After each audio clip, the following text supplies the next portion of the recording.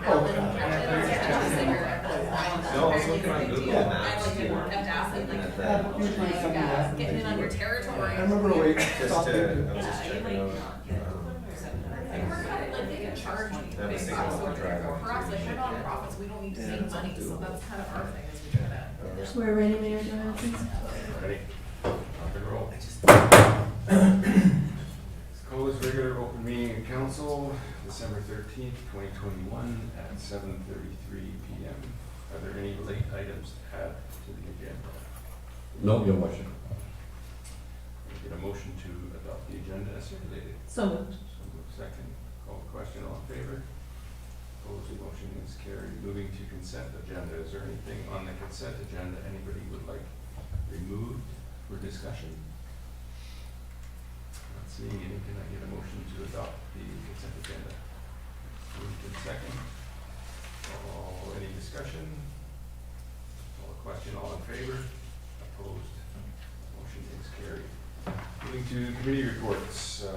Chairperson Schwartzenberger from the Committee of the Whole meeting earlier today. Can you fill us in what happened? Thank you, Worship. Your Worship. We had quite a full meeting. Under business arising from prior minutes, we discussed the Main Street clock location, and a resolution was made to locate the town clock at Triangle Park, and the Downtown Revitalization Committee is to commence fundraising for the purchase of the town clock, which will be in the area of $25,000. Under delegations and petitions, Paul Edmonds from Red Dragon Consulting gave us a PowerPoint presentation regarding an emergency evacuation plan for the town and surrounding area that his company is working on in conjunction with the OIB and RDOS. And that will be finalized and brought before council again early in the new year. Under water matters, we had the water quality summary report for November 2021 that was received. And then under business, we had the Airport Advisory Committee appointment. There's a new president of the Alder Flying Club, Christopher Timos, and he was appointed to the Airport Advisory Committee. The next item was a Fire Protection Mutual Aid Agreement, wherein fire departments in the area agree to aid other fire departments if the need be, and our fire department is part of that agreement, which will run from 2021 through till 2026. Item 3 under business was the Lcrb application for a new outdoor patio at 365 Zinfandel Avenue. They already have an outdoor patio that was a temporary license, and they're requesting a full-time license for their outdoor patio. Council had some questions, and staff will bring back some further information, and that will be brought forward at a future meeting. And the final item under business, the Oliver Fire Department Selection Committee recommendation. It's that time of year to hire a new fire chief for the Oliver Fire Department, and there was 2 people that were recommended by the committee. However, one person stepped down, so the last person on the committee recommendation was Bob Graham, and he has been appointed fire chief for another 3-year term. And finally, under proclamations, there was a request by Crime Stoppers that council proclaim January as Crime Stoppers Awareness Month, and that was approved by council. And that's my report, Your Worship. Thank you. Thank you, Chairperson Schwartzenberger. Moving to water matters, first item on the list is the Water Regulation Amendment Bylaw 1351.1 for first, second, and third reading. I'll pass this over to our Chief Financial Officer to take us through her report. Thank you, Your Worship.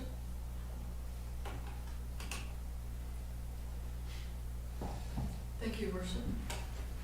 The purpose of this report is to obtain council approval on the bylaw amendment that incorporates the council direction made at the previous special open meetings in November. It incorporates the rate increases that were discussed of 5% annually. And it also incorporates some of the other rates that we discussed about increasing in section 73 and 74. There's also been some housekeeping changes that have been made that are listed in the report.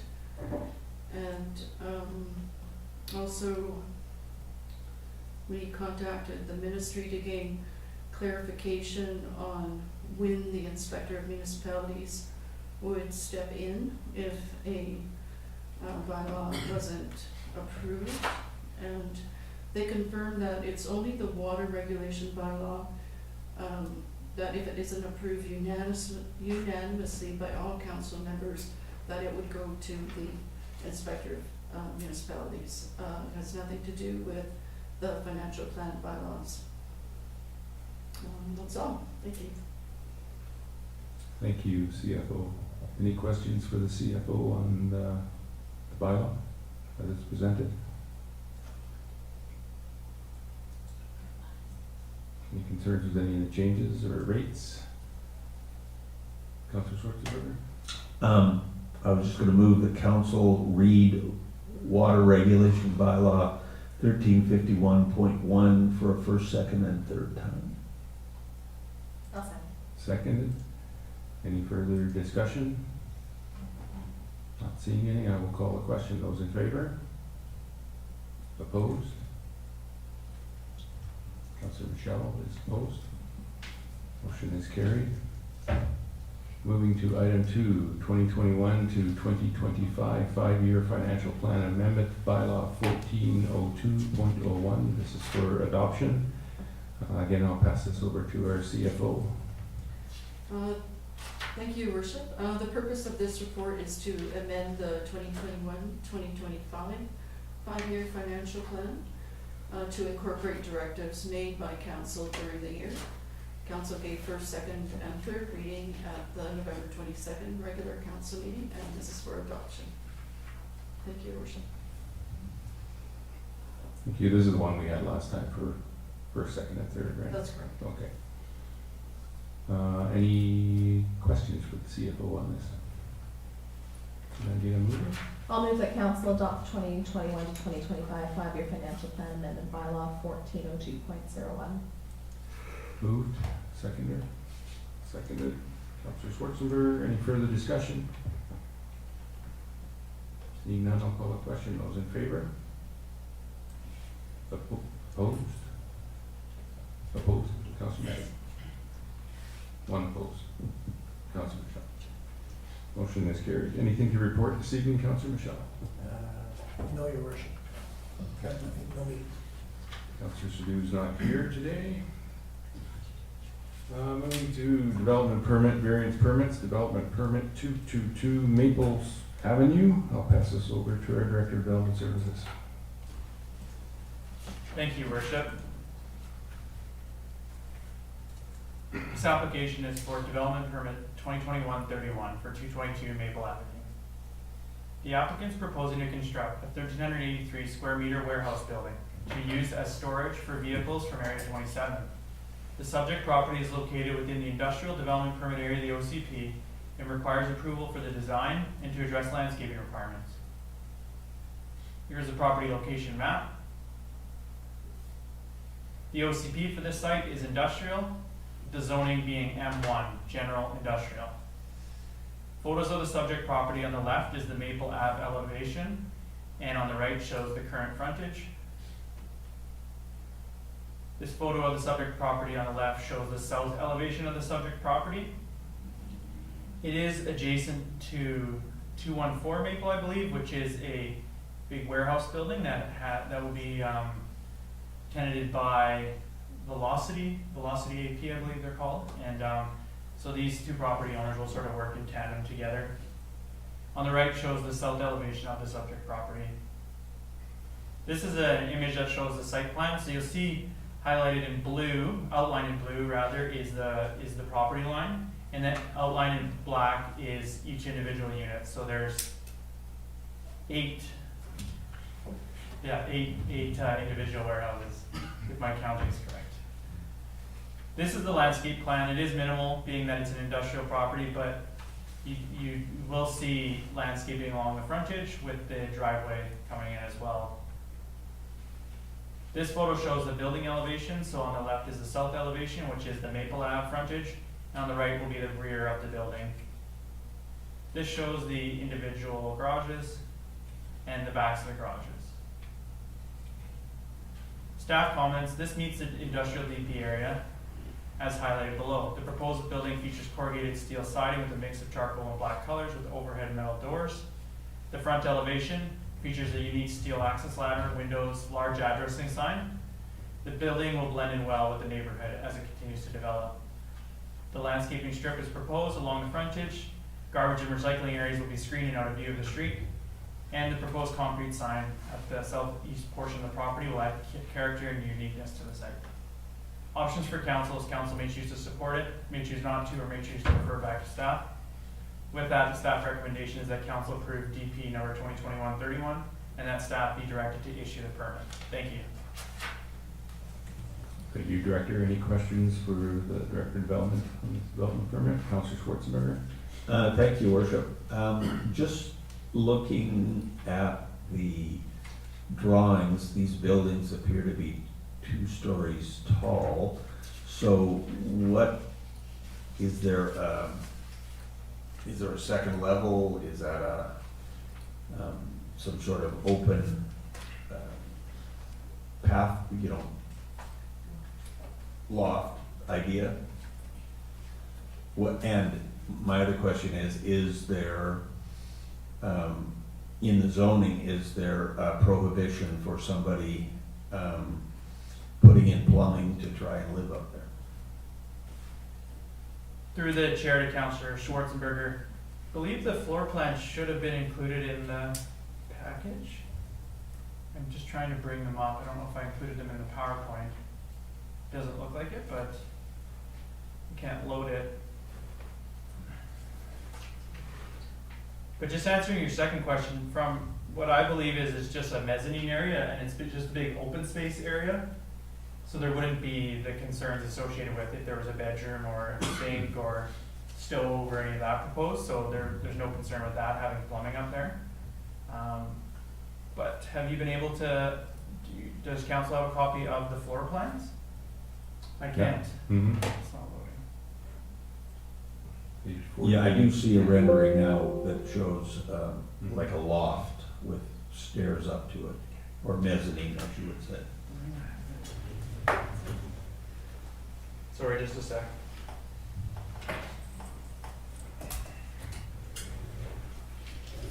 Yeah, so it's actually just included as part of the site plan. It just says mezzanine.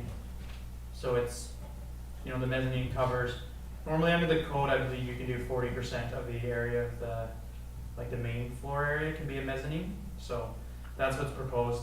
It's my understanding that the individual tenants will come in with tenant improvements. So at that time we would look at it. There are some bathrooms also that will be roughed in on the main floor. Hope that answers the question. Yes, it does, thank you.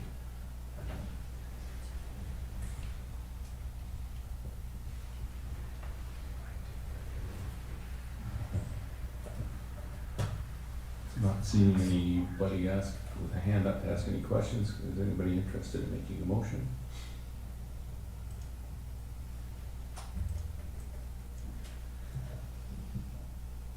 Councillor Benjamin. I'll move the recommendation that council approve development permit number 2021-31 and that staff be directed to issue the permit. Moved. I'll second. Then second. Any further discussion or questions? Not seeing any, I'll call the question. All in favor? Opposed? Motion is carried. Moving to bylaws. First one is Sewer User Rate Amendment Bylaw 1331.09. For first reading, passes over to our CFO. Thank you, Worship. The purpose of this report is to obtain council approval on bylaw amendment that incorporates the council direction made during the November special open council meetings. And it increases the sewer rates at 4% for 2022 and further increases for 2023 to 2026. I've also included some general information on the sewer metered rate based on water consumption. I think this has been brought to council before, but I just wanted to get council's feedback on whether that was something that should be pursued in a future bylaw. Right now, there's only a few customers that are charged that metered rate at the direction of the Director of Operations.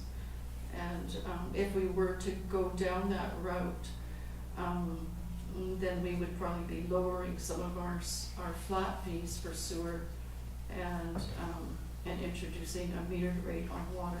So we take a little bit more investigation.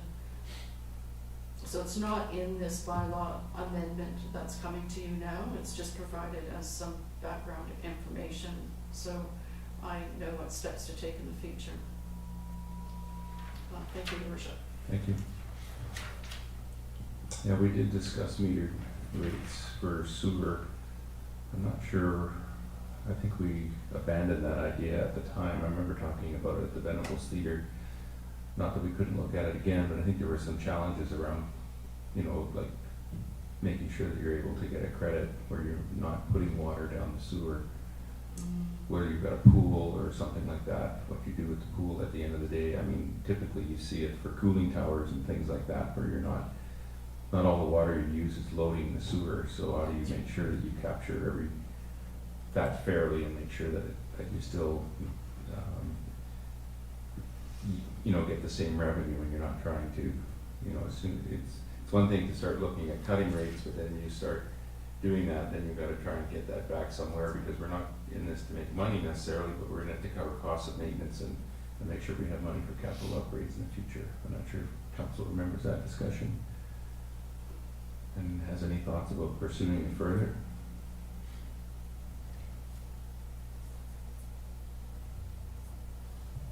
Councillor Benjamin? Well, I remember that discussion, I think we've had it twice, and I was reading this report trying to remember why we decided to abandon the idea, because it seems to make sense when it's presented here in this report. And so I would be interested in having the conversation again. I think it's always helpful when you have new perspectives and maybe somebody with experience doing something a different way. If there's the time to look into it, I don't think it hurts. It's just more information, and perhaps we make a different decision, perhaps we don't, but I don't think there's nothing lost in doing that exercise.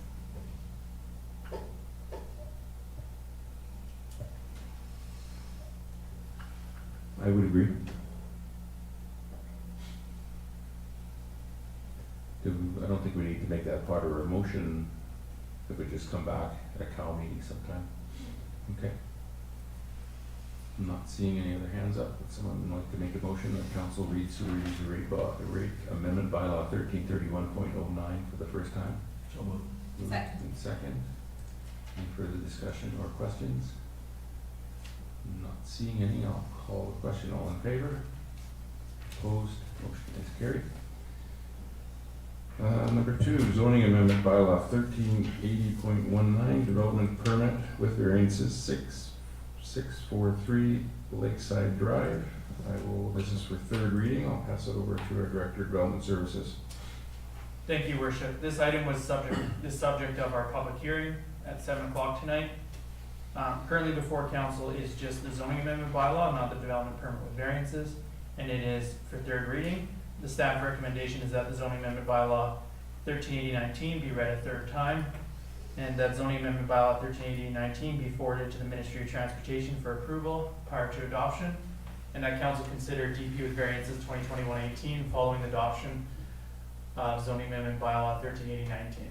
Thank you. Thank you, Director. Any questions or comments on this Amendment Bylaw. Councillor Grace? Thank you, Your Worship. Through to the Director of Development Services. Were it not for the variances, would this have come to council at all?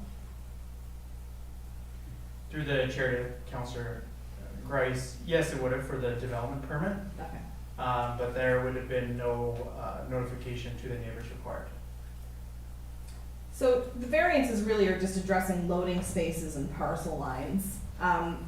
I think for me personally, when I look at something like this, I need to look at what's good for the community as a whole. And the community as a whole needs rental housing, especially for families, especially close to schools, especially close to amenities. I personally get frustrated when I see negative comments coming from the community for something like this, because to me, I feel like our lakeside is not, it's an affluent neighborhood, but that's not the only people that it's for. You know, it's not just for wealthy, single-family homeowners. And so I think we all need to take a good look at what's good for the community as a whole. And I think that, you know, adding 20 family homes with garages, with yards that are close to schools, I think there's going to be of a huge benefit to the community. So I'm definitely in favor of this. Thank you. Director? Sorry, I should have clarified that this would have come before council regardless because of the zoning amendment. So I believe Councillor Grice's question was if there was no variances proposed, would it have come before council? But there is the zoning amendment proposed because of the floor area ratio, so there is a zoning involved, so it would have come before council regardless. Just wanted to correct that. Thank you. Thank you. Councillor McNamee? Thank you. I found the questions and answers provided at the public hearing earlier today quite informative, and most of the questions that I had coming in tonight after reading concerns from the neighbors were answered during that period, but I did have a couple left, and one of them is regarding parking. So we did talk about how 48 spaces are being provided on site, which is 8 more than required? 4 more. 4 more than required, right. But there were comments on both sides about street parking. So my question is the street wide enough for on-street parking, and is on-street parking permitted? Through the chair to Councillor Bentamilla, there is no street parking available on Lakeside, so that would have been incorrect, which was stated by, I believe the developer's agent did say that, which was incorrect. But ultimately any overflow would be probably along Merlot, which is what's being done currently when there's overflow at the campsite. Okay.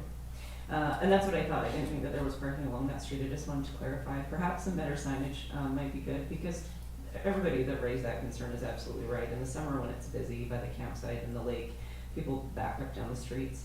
I know we have our traffic calming measures to do little by little over the years, and so perhaps something to consider down the road is actual parking along Merlot, kind of adjacent to the school. I don't know if that's something that we could do or not, but that seems like a place where extra parking would fit well. So that was one of my questions. Thank you for that. Another one was regarding landscaping concerns. And I think the developer responded well. I was happy with his response, but I do wonder, do we take a deposit for landscaping for a project of this scope and have the ability to complete the landscaping ourselves if it's not done up to what was specified?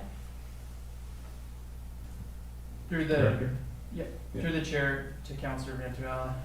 Yeah, we do take a deposit, and this deposit will be $155,000, so it's pretty substantial, so that'll be required to be paid at the time of building permit issuance.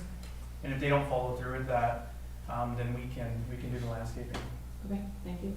I can get 2 more. Okay. That's okay. Another comment brought up in a couple of the written remarks that we received was regarding the height. This being a 3-story development, and Arbor Lane just to the south is 2 + 1, mostly underground. Do you have any idea what the height difference is between this development and Arbor Lane? Through the chair to Councillor Bentamilla. I mean, a 3-story building with that elevation drop with a flat roof would be comparable to the height of Arbor Lane as it stands now. Those buildings, the 2-story above ground buildings with a peak roof would be similar to a 3-story building with a flat roof with that 1 to 2 elevation drop. So if that gives you an idea. Yeah, so it'd be a similar sort of streetscape view down the street. is what Yes, you're that's correct. Okay. I was concerned about the turn that was brought up. I'm glad that that was addressed, and it's nice to see that things like that can be addressed quickly. But my last comment has more to do with process really than this specific application. There were a couple of people that presented this evening that said that they hadn't received the notification, and I recognize that we mailed it out 3 weeks ago.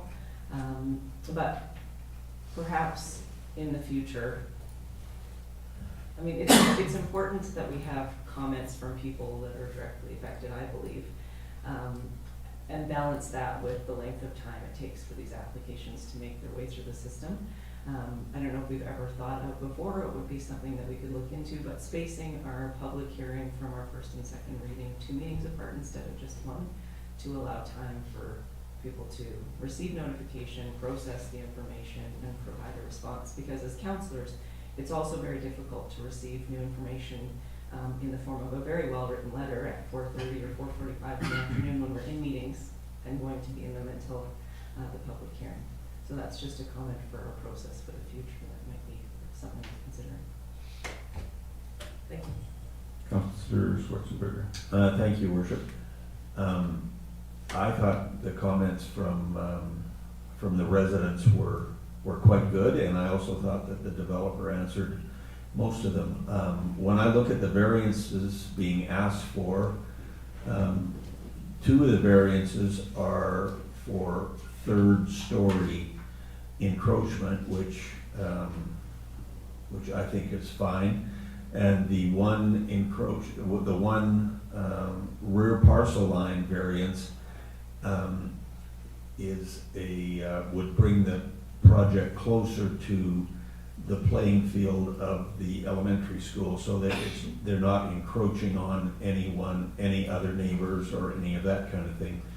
The other variance is for a loading space, and I think since we have 8 visitor parking spots instead of 4, there's a loading space is easily accessible into one of those visitor parking spaces that wouldn't be used. So I'm in favor of this project. I agree with Councillor Ventimiglia when you consider that it's lower from street level, and with a flat roof, it's going to come close to what Arbor Lane's elevation is like, and I think it'll be a really good project for the area. As Councillor Grice said, we need more housing close to schools and close to amenities, and this really fits the bill. Thank you. Thank you, Councillor Schwartzenberger. Councillor Grice. Thank you, Worship. One of the concerns that was brought up that I wanted to ask about was streetlights along Lakeside Drive. There was a comment that there aren't any there, which I did not do a drive-by to confirm, but I don't know if we have plans for streetlights there, if that's a big part of this development. Anyone could comment on that? There weren't any plans for streetlights along their roadway. There haven't been any improvements asked along there. I believe they're all off of Fortis poles currently. So there are streetlights off of there, but we didn't ask the developer. I don't recall. But there are currently streetlights. There's currently streetlights. Yeah, no, there is a bit of a gap. I'm just looking at the street view. At the southwest corner, there is one current streetlight. Okay, so I mean, that may be something that we need to address in the future, is to just see if that area is adequately lit. And then just sort of on the tails of what Councillor Ventimiglia was commenting on, I was also troubled by the fact that people didn't receive their notices in the mail, and I just want to make sure that legally we're okay. Like, I know we've done our due diligence, but is there are people required to have actually received that notice in the mail for us to be legal in this process? Thank you. Director? Through the chair to Councillor Grace. I'll read from the community charter, which indicates that a notice must be mailed or otherwise delivered at least 10 days before the public hearing. Then section 7 says, section 8 rather says, the obligation to deliver a notice under the section that I just mentioned is satisfied if a reasonable effort was made to mail or otherwise deliver the notice. So if we put a sign up on the property, it's been in 2 editions of the newspaper, we mailed it 2.5 weeks in advance, and an unexpected holdup with Canada Post, which, as I mentioned, staff were not made aware that mail wasn't getting through. It's my understanding the mail was still getting through. So, I mean, I'll leave that up to council to make a decision if they feel that reasonable effort was made to notify. No, I agree. I think it's unfortunate, but I also would agree that a reasonable effort was made, and I think that's why we do put notice out in multiple ways in the paper and with the sign, with the mail out, so that there are multiple opportunities for people to see that. But ideally, people would have received their notice in the mail. Thank you. Okay. I just had a couple follow-ups. The one was on the streetlights, and just wondering what triggers the need for a developer to put streetlights in. I can imagine one lot, like on the other side of the street, isn't going to trigger that, but you're basically filling up, a couple hundred meters of street there. I'm just wondering if there's a need to put streetlights there. And the reason I'm kind of asking that is just to address maybe some of the safety issues that were coming up there, because the traffic is pretty heavy on that street, doing a lot of walking there. Sorry. No worries. There is a lot of traffic there. I walk on that road a lot, and I think the Merlot Lakeside intersection is not a 4-way stop. Will the Ministry of Transportation be looking at that as part of their review? I'm just wondering if maybe that should be a 4-way stop now that you're going to have that much more traffic along Lakeshore there, Lakeside, I guess it is. Anyway, those throwing a couple wrenches into it a little bit, but I'm just, just looking at when you build something there and you're impacting an area, an intersection, and maybe lighting along the way where there's going to be increased traffic, when does that trigger the need to maybe look at the intersection, look at street lighting? Sorry. Just regarding street lighting, I apologize. I was trying to ask the Director of Operations a question about what the cross section of that street is, what it's identified as, because street lighting is something that the developer is responsible for. They're responsible for all upgrades on the street when they build. So that's easily something we could go back to the developer. It's triggered at the building permit stage. So at follow-up of this meeting, I would let them know that they are responsible for street lights, but I just wanted to know what that, I don't know if that's like a local residential road, and if that cross-section in our standards, it shows what the type of street would look like, and then if there's sidewalk and street lights, then we could require the street lights, but I'm assuming that we could require There's street lights. sidewalk on one side. Yeah. There's curb, storm, and sidewalk on one side. Yeah, and currently the developer's not, because the sidewalk exists and there's no upgrades required on Merlot. I should have added that was a question asked by Councillor Mattis at the last meeting. And the required sidewalk is actually on the other side of Merlot, so they wouldn't be required. So there really is no frontage upgrades required by the developer in this beyond moving the driveway and then providing the street trees. So yeah, I mean, we can easily require that streetlights be added there. I see no problem with that. Regarding the intersection, I believe that Lakeside and Merlot is a town road. Yeah, that's correct. So I'll let the Director of Operations maybe.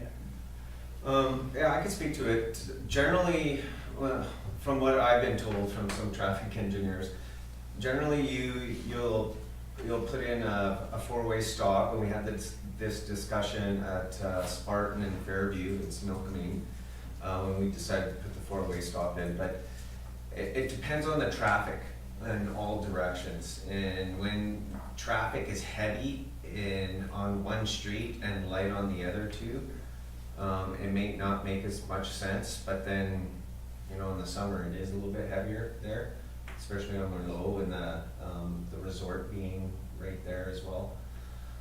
It's something that Public Works can look into, but and for the future, if we wanted to council wished to do that. It was council's wishes to put in a four-way stop over at Spartan and Fairview at the time too. No, I think it'd be great to look into it. I don't want to be recommending that you put a four-way stop in just because it sounds like a great idea. I mean, you need, if this triggers it, and maybe in the summer there's some data taken or something like that that might indicate that it could be necessary. I was just kind of wondering, you're sending it to the Ministry of Transportation for review. What are they reviewing?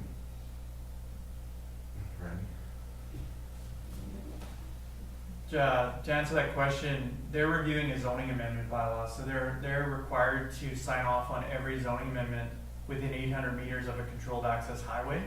Well, that's basically every property in the town, so the gentleman from the ministry, almost gets mad when we send it to him, but they are required to sign off. That's fair. That's fair enough. I think if we can keep an eye on that intersection and maybe light up that area a bit, I think that would be a nice way to address some safety issues in that area.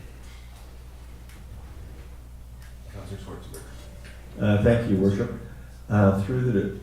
To the Director of Development Services, along the right-of-way on Merlot Avenue, the little map I'm looking at, it says P. Does that mean parking is allowed along there? So all those, there's also a P where the beach is as well. That's just to the north of the campground. So is that parking that's allowed on there? Through the chair to Councillor Schwartzenberger, are you looking at the OCP map? And if you are, then that is a park designation. Yeah, no, that's a park designation of, the official community plan designation. So not parking. However, everybody does park on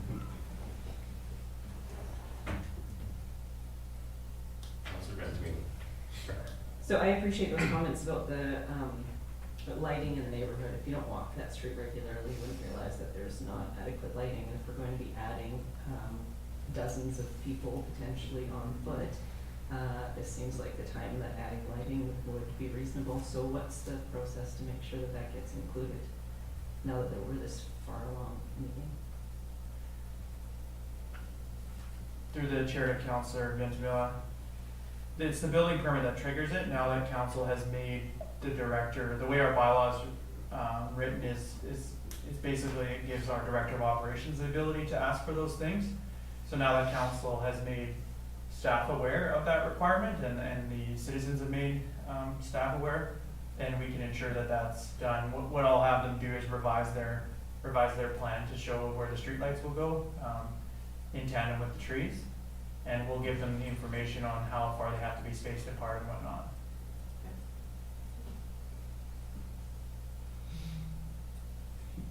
Excuse me, any further comments? I would love to move the proposed motion that council read zoning amendment bylaw 1380.19 a third time, and that zoning amendment bylaw 1380.19 be forwarded to the Ministry of Transportation for approval prior to adoption, and that council consider development permit with variances 2021-18 following the adoption of zoning amendment bylaw 1380.19. I'll second. Moved and second. Any further discussion? Not seeing any, I'll call the question. All in favor? Opposed? Motion is carried. Moving to item 3, zoning amendment bylaw 1380.21, 6005 Station Street and 248 Co-op Avenue. Director? Thank you, Worship. This application is for 6005 Station Street and 248 Co-op Avenue, and it's in relation to zoning amendment bylaw 1380.21. The applicant is proposing to operate an electric vehicle manufacturing business within the existing flea market portion of the building. The adjacent lot behind the building will be fenced and used for additional employee parking and vehicle access into the building. The proposed use falls under the definition of manufacturing, which is not listed as a permitted use in the C3 zone. For this reason, a site-specific zoning amendment is required. This area is slowly transitioning to commercial uses from the historical industrial uses that have occurred. In 2018, the adoption of zoning bylaw 1380 changed the designation of these properties to C3 to bring it more in line with the CH, which is commercial highway, designation of OCP 1370, which was adopted in 2017. Property location map is on Station Street. The OCP for these properties are commercial highway, with the zoning being C3. Photos of the subject property on the left shows the Station Street elevation with the red star where the proposed business will operate, and on the right shows that area as well. Photo on the left shows the west elevation of 6005 Station Street, and the photo on the right shows the south elevation looking at both 6005 Station Street and then the empty lot behind, which is 248 Co-op Avenue. Photo on the left shows the rear portion of the building where vehicles will access and go into the building from behind, and on the right shows the inside of the flea market. The OCP policies, the OCP's broad community goals include supporting and retaining existing business while encouraging new businesses to locate to the town of Oliver. The commercial policies include supporting a vibrant local economy by encouraging a wide range of commercial uses for both residents and visitors. The commercial highway designation of the OCP includes policies that support the use of lands for gas station and other automobile-oriented products and services. The proposed use, given that it's vehicle manufacturing, meets the intent of this designation. Staff consider that the proposed zoning amendment represents best use of the lands for the following reasons. Several industrial uses, such as sign manufacturing, outdoor storage, and a sawmill, continue to operate in the area, meaning that a vehicle manufacturing business will not be a drastic change to the character of the neighborhood. Furthermore, the proposed use will occur indoors, which will have a limited impact to the surrounding neighborhood. A new activated storefront will increase foot traffic in the area on a daily basis, rather than on a weekly basis, which is associated with the current flea market operation. This will have a positive impact on the street and nearby businesses. The proposed amendment will also have several other benefits to the community, including the hiring of 15 new employees, the investment of new, innovative, and environmentally conscious technology, and an increase of traveling customers, which will stay in the area and contribute to the local economy. Options for council is that council may choose to support the recommendation, may choose not to, or may choose to refer it back to staff. With that, the staff recommendation is that zoning amendment bylaw 1380-21 be read a first and second time and proceed to a public hearing, and that the holding of the public hearing be scheduled for January 10th, 2022, and that staff give notice of the public hearing in accordance with the requirements of the Local Government Act. Thank you. Thank you, Director. Any questions for the Director? Councillor Grace? Thank you, Your Worship. I had a few thoughts about this. The applicant spoke to gentrifying the neighborhood, and I think that can be good sometimes, but other times gentrification can lead to displacement, and I kind of wonder what's going to happen to all of those people that are utilizing the flea market right now. I think they've built, it seems like quite a community in there, so I do hope that if this goes through, that they're able to find other spaces to continue selling their wares. That being said, I think this is a really exciting, innovative business to be coming to Oliver, and I couldn't turn this down. I think it would be good for the town as a whole. I'm in favor. Thank you. Thank you, Councillor Grace. Anyone else got any comments? Councillor Benjamin? No comments, other than I agree, it seems exciting, and I would move the proposed recommendation. Awesome. Moved and second. Yes, it does sound very exciting. I'll be interested to see what the public hearing brings. Yeah. Any further discussion? I'll call a question. Those in favor? Opposed? Motion is carried. Moving to item 4, Fire Control Amendment Bylaw 1369.02. I'll pass this over to our corporate officer. It's here for first, second, and third reading. Thank you, Your Worship. A Fire Control Amendment Bylaw 1369.02 is before Council for enactment. Just a little bit of history, because it's been a little while. At the April 2021 closed Council meeting, Council directed staff to seek consent from the Regional District, Okanagan, Similkameen, and Kootenay boundary to authorize road rescue services which are outside our fire protection boundary. as a little snapshot for the bylaw, the other jurisdiction on-call road rescue services will be east up to Mount Baldy via McKinney for approximately 36 kilometers and west up Fairview Road to the pass. The bylaw, the way it's written, is to remove the necessity of the fire chief to seek approval from the CAO to provide the road rescue services outside the town, which is the current case. Definitions are included in the definitions section, setting out where the service area is provided within the RDOS and RDKB. The structure of the bylaw will add for new areas to be added without significant amendments to the bylaw. The RDOS and the RDKB didn't set defined areas in their resolution, so that provides a little bit of flexibility for the town as well. And the amendment bylaw also includes factors that the fire chief must consider when limiting the liability on the town when it's prioritizing its municipal demands. And the resolution before council is that the Fire Control Amendment Bylaw 136902 be read a first, second, and third time, and that adoption of the Fire Control Amendment Bylaw 136902 be scheduled for the January 10th, 2022 meeting. And I can take any questions if you have them. Any questions for corporate officer? Councillor Schwartzenberger. I don't have any questions, but I'll move the proposed motion. I'll second. Second. I have no questions either.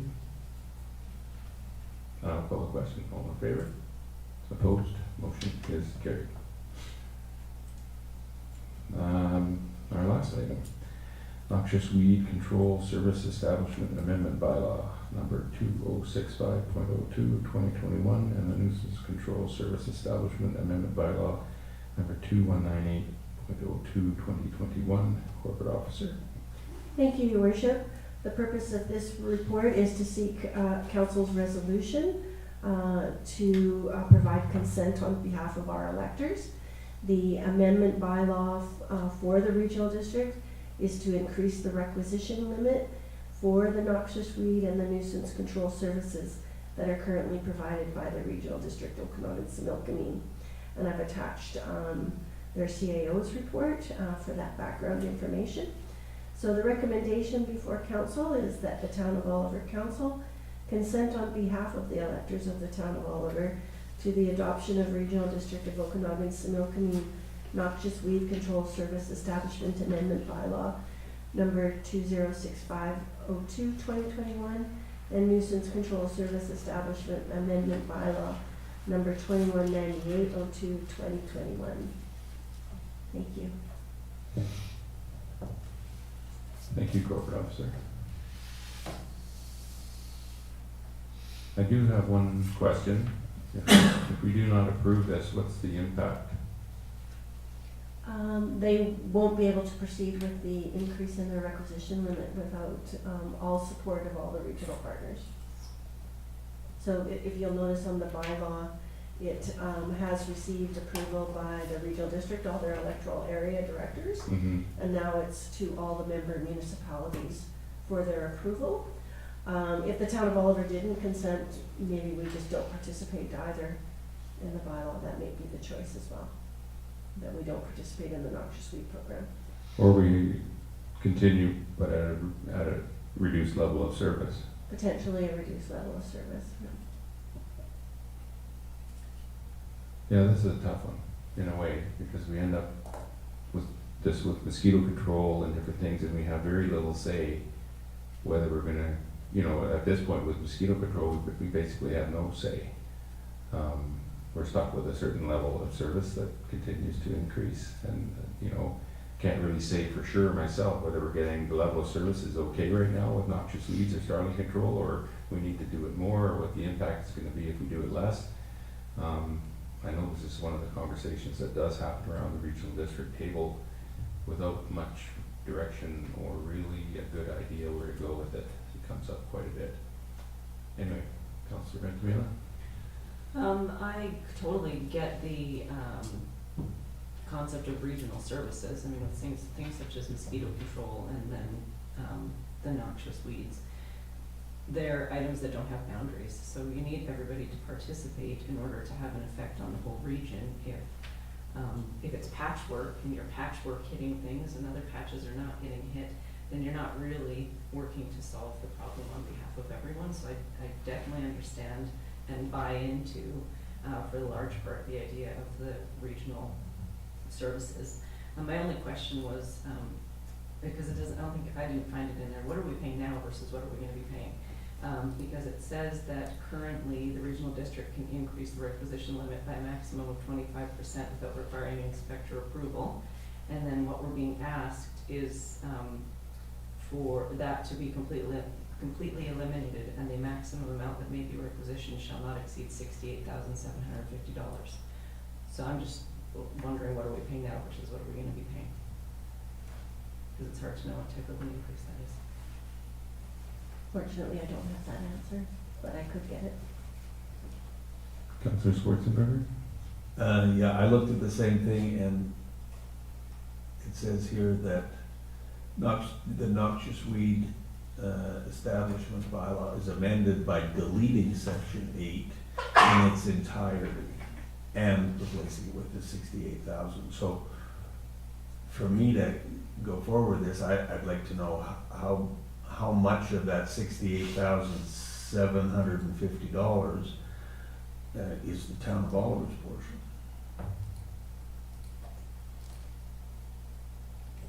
Yeah, could we get that information and bring this back? Well, certainly. I think it'd be worthwhile to have Mhm. that information. Need a motion to postpone? Just, Just request additional information. With additional information.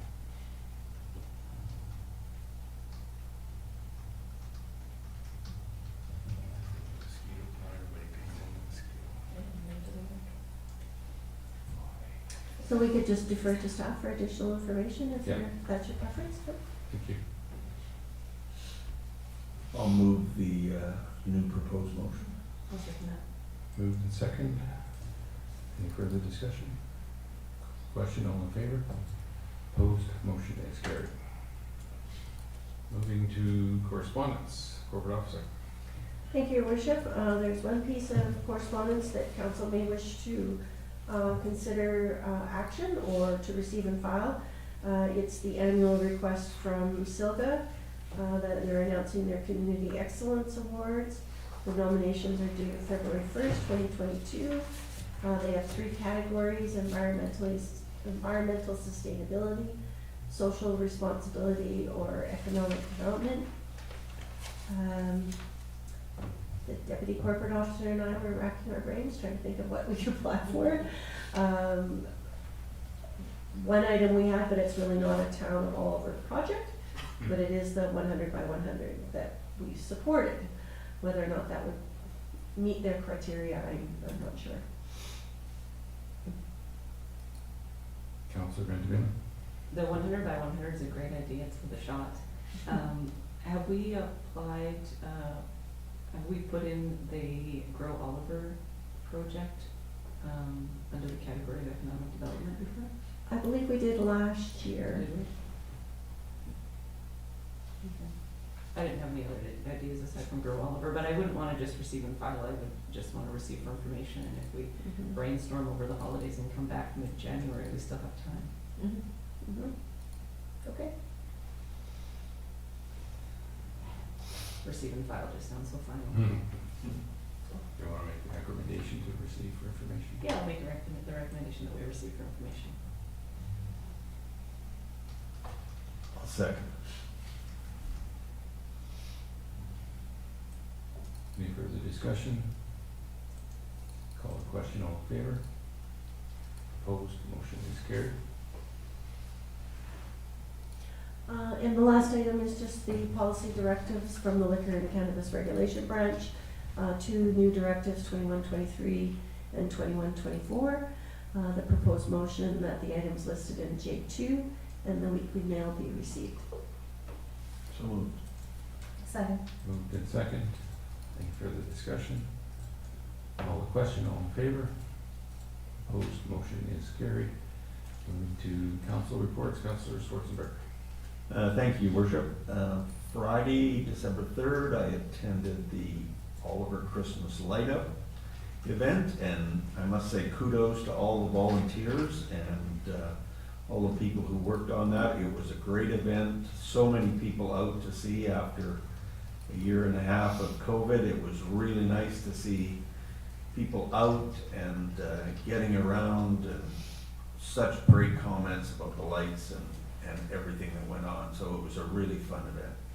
And then Wednesday, December 8th, I attended the Painted Chair Social at the Fire Hall Brewery, and meetings earlier today. Thank you, Your Worship.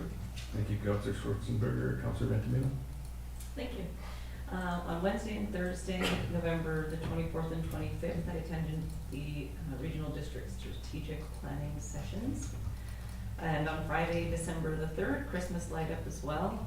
And I know I mentioned it last time, but I'd like to mention it again, to really thank Public Works for the light displays and for getting the lights in that big, massive tree.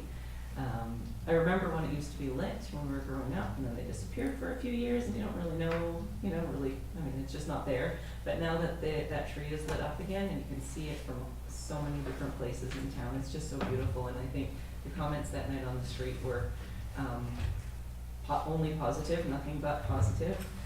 And despite the fact that we intentionally tried to keep things a little more low-key, there were people everywhere, and Main Street was packed, and Lions Park was packed, and it was just a really nice evening to be out in the community. And that's the end of it. Thank you, Councillor Ventimiglia. Councillor Grace. Thank you, Worship. On Friday, November 26th, I participated in Plaid Friday at the Theatre with all these staff and volunteers.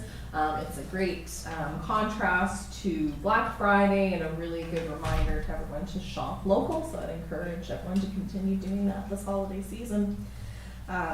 Monday, November 29th, I took part in a Oliver District Heritage Society tour along with Mayor Johansson. I got to spend a couple hours. It was really interesting. I learned a lot. Many thanks to Juliana, Sue, and Rebecca for the very personalized tour, and just recommend to everyone to get down to the museum and have a look. Wednesday, December 1st, I had a SILGA board meeting. We discussed emergency preparedness gaps, watershed security, and the upcoming convention. I've also been having ongoing discussions with local organizations regarding the emergency cold weather shelter, as well as plans for the future and today's meetings, and that's the end of my report. Thank you, Councillor Grace. November 24th, SILGA Lunch and Learn, relationships between local governments and First Nations was the topic. November 24-25, RDOS strategic planning. November 29th, the Heritage Society tour, as Councillor Grace mentioned, at the Tech Back. December 2nd, RDOS. December 3rd, the Christmas light up.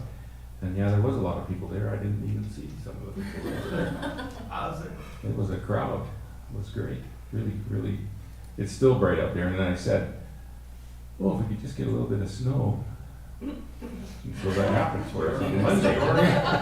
Sorry about that talk. And by the way, you guys did a pretty good job keeping up. I mean, there was vehicles couldn't even get up through the four-ways, the lights down here, but I'm sure they were slippery. It was just that temperature was nasty. Then December 6th, attended a focus group, called into a focus group on the after action review of Inkini wildfire, looking at our emergency response to that fire as well. January 10th is our next regular open council meeting. An acting mayor schedule for December, January, and February is Councillor Schwartzenberger. I don't think we have any public here, so we will pass that over, and I will just take the opportunity before looking for a motion to adjourn, that everybody enjoy the holidays and the new year, and be safe and have a good time with your family. I'll look for a motion to adjourn. So moved and second. Call the question. All in favor? We are adjourned. Thank you.